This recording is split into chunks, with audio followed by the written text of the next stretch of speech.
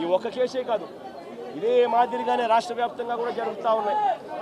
పోలీసులు ఏ స్థాయికి దిగజారిపోతా ఉన్నారు అని అంటే, అటువంటి పాత కేసులలో కావాలని వీళ్ళే తప్పుడు సాక్ష్యాలు క్రియేట్ చేస్తూ ఉన్నారు.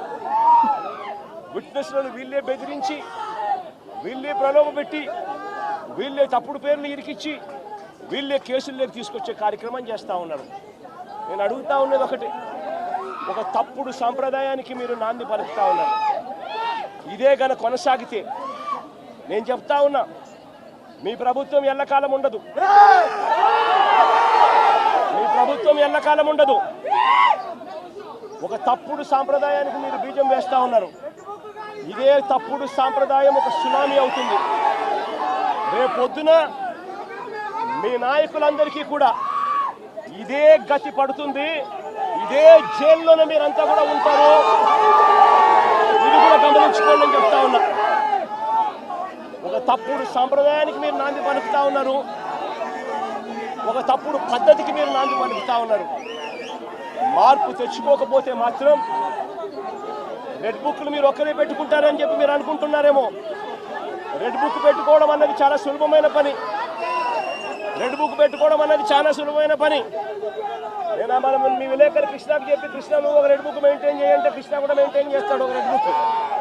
నీ పేరేం పేరన్నా? రవికి చెప్పి, రవి నువ్వు ఒక రెడ్ బుక్ మెయింటైన్ చేయ రవి అని అంటే రవి కూడా మెయింటైన్ చేస్తాడు. అదే కదా ఘనకార్యం కాదు, గొప్ప పని కాదు. ఆ తర్వాత రెడ్ బుక్లో పెట్టిన పేర్లన్నీ తీసుకొని వాళ్ళని ఇరికించడము, వాళ్ళ ఇళ్లను ధ్వంసం చేయడము, వాళ్ళ ఆస్తులను ధ్వంసం చేయడము, వాళ్ళ మీద దొంగ కేసులు పెట్టడము, ఇదే ఒక పరిపాలన కింద రాజ్యాధికారం చేయడం మొదలు పెడితే మాత్రం రాజ్యాధికారం ఎలా ఉంటుంది అని అంటే, ఇప్పుడు చంద్రబాబు నాయుడు గారి పాలన ఎలా ఉందో అలా ఉంటుంది. చంద్రబాబు నాయుడు గారి ప్రభుత్వం వచ్చి 3-4 నెలలు కూడా కాయిపోలా. ఈ 3-4 నెలల్లో చంద్రబాబు నాయుడు గారి పరిపాలన ఎంత దారుణంగా ఉంది అని అంటే,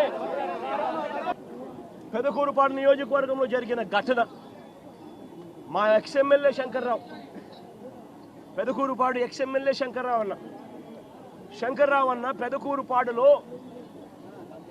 ఈ విపత్తు వల్ల, వరదల విపత్తు వల్ల జరిగిన నష్టాల్లో పాలు పంచుకుంటూ రైతులకు ప్రజలకు తోడుగా ఉండేందుకు తాను బయలుదేరుతూ ఉంటే, తాను వెళ్లకుండా కారును అడ్డగించి, ఒక ఎమ్మెల్యే కారును, ఎక్స్ఎమ్మెల్యే కారును అడ్డగించి ఆ కారును పగలగొడతారు. తాను వరద బాధితులను చూడకూడదట, వరద ప్రాంతాన్ని తాను పరామర్శించకూడదట.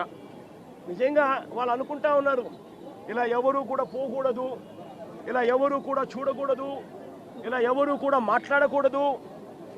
ఇలా జరిగింది అని అంటే చంద్రబాబు నాయుడు గారి హయాంలో జరిగిన ఈ తప్పిదాలు బయటికి రావు అని వీళ్ళు అనుకుంటున్నారు.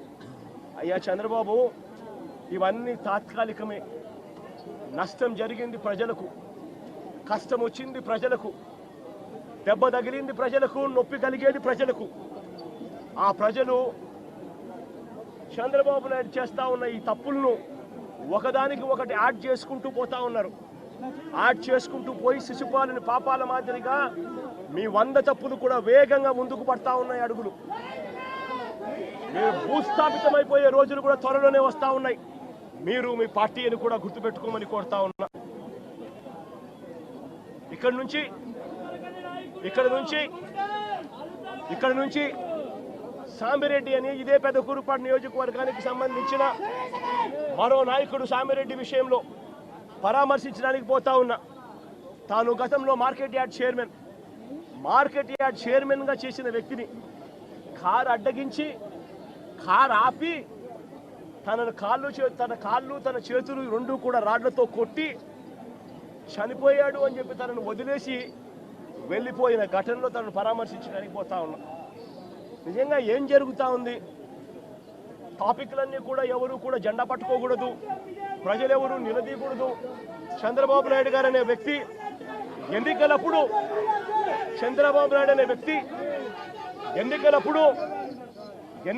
సూపర్ 6 అంటూ, సూపర్ 7 అంటూ ఎన్నికలప్పుడు చంద్రబాబు నాయుడు గారు తప్పుడు అబద్ధాలు చెప్పాడు. ఆ అబద్ధాలన్నీ ఇవాళ మోసమయ్యాయి.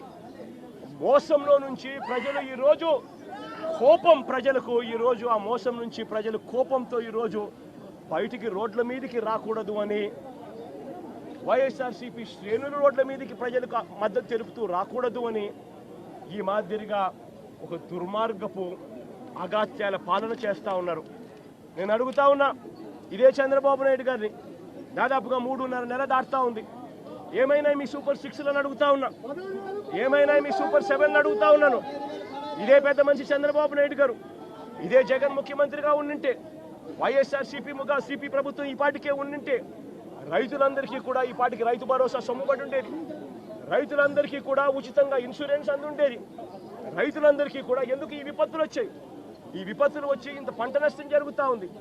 ఎక్కడన్నా ఒక్క గ్రామ సచివాలయంలో కానీ కనీసం వీళ్ళంతా కానీ ఆ గ్రామ సచివాలయంలో లిస్టులు పెట్టి సోషల్ ఆడిట్ చేసి ఎవరికైనా ఇంకా మిగిలిపోయి ఉన్నారా, అందరి వచ్చినాయా, అన్ని ఊర్లు నమోదైనాయా అని చెప్పి చూసే కార్యక్రమం కనీసం జరుగుతూ ఉందా లేదా అని అడుగుతా ఉన్నా. సోషల్ ఆడిట్లు గాలికి ఎగిరిపోయాయి. గ్రామ సచివాలయంలో పారదర్శకంగా లిస్టులు పెట్టే కార్యక్రమం గాలికి ఎగిరిపోయింది. రాని వాళ్ళు ఎవరైనా కూడా నమోదు చేసుకోండి అని అడిగే ప్రక్రియ గాలికి ఎగిరిపోయింది. ఈరోజు గవర్నెన్స్లో రైతులకు పెట్టుబడి సహాయం లేదు, రైతులకు ఫ్రీ ఉచిత ఇన్సూరెన్స్ లేదు, రైతులకు ఈ క్రాప్ లేదు. ఇలాంటి కెలామిటీ వస్తే, ఇలాంటి విపత్తు వస్తే కనీసం రైతులను పారదర్శకంగా ఆదుకునే కార్యక్రమం కూడా లేదు. ఈరోజు నిజంగా ఆరోగ్యశ్రీ పరిస్థితి చూస్తే జనవరి నుంచి మామూలుగా జనవరిలో ఏదైనా హాస్పిటల్స్ బిల్స్ వస్తే ఫిబ్రవరిలో ఆరోగ్యశ్రీ ట్రస్ట్ ప్రాసెస్ చేసి మార్చిలో బిల్స్ ఇస్తారు. మార్చి 16న కోడ్ వచ్చింది. ఇక అంతే, జనవరి నుంచి ఇప్పటిదాకా 2,000 కోట్లు పైచిలుకు దాటాయి Aarogyasri network bill, hospitals bill. ఇంతవరకు ఇచ్చిన పాపాన పోల. ఆరోగ్య ఆసరా అటకెక్కిచ్చేశారు. 104, 108 మన ఎంప్లాయీస్కి సంబంధించి మొన్న అడుగుతూ ఉంటే, సార్ ఈ ప్రభుత్వం వచ్చిన తర్వాత మాకు జీతాలు లేదు సార్ అని చెప్తా ఉన్నారు. ఈరోజు మెడికల్ కాలేజీలు 17 కొత్త మెడికల్ కాలేజీలు వైఎస్ఆర్సీపీ ప్రభుత్వం కట్టడం మొదలుపెట్టి అందులో 5 అప్పటికే పూర్తి చేసేసి ఆ 5 కాలేజీల్లో సీట్లు కూడా తెచ్చుకొని మిగిలిన ఇంకొక 5 కాలేజీలకు కూడా ఇప్పుడు సీట్లు తెచ్చుకునే దానికోసం అన్ని వసతులు క్రియేట్ చేసి పెడితే చంద్రబాబు నాయుడు ఏం చేస్తూ ఉన్నాడు? డబ్బుల కోసం మెడికల్ కాలేజీను స్కాముల కింద మార్చేసి తనకు కావాల్సిన వాళ్ళ కోసం మెడికల్ కాలేజీని అవ్వేసే కార్యక్రమం చేస్తూ ఉన్నాడు. 0 వేకెన్సీ పాలసీ తీసుకొచ్చి ప్రతి మెడికల్ కాలేజీలోనూ ప్రతి గవర్నమెంట్ హాస్పిటల్లోనూ ఉండాల్సిన డాక్టర్లు ఉండేట్టుగా, ఉండాల్సిన నర్సులు ఉండేట్టుగా 0 వేకెన్సీ పాలసీ మేము తీసుకొని వస్తే ఈరోజు మళ్ళీ హాస్పిటళ్లలో మందుల కొరత, హాస్పిటళ్లలో నాడు నేడు ఆగిపోయింది, హాస్పిటళ్లలో డాక్టర్ల కొరత, హాస్పిటళ్లలో నర్సుల కొరత, ఆరోగ్యశ్రీ బిల్లులు ఇచ్చే కార్యక్రమం లేదు.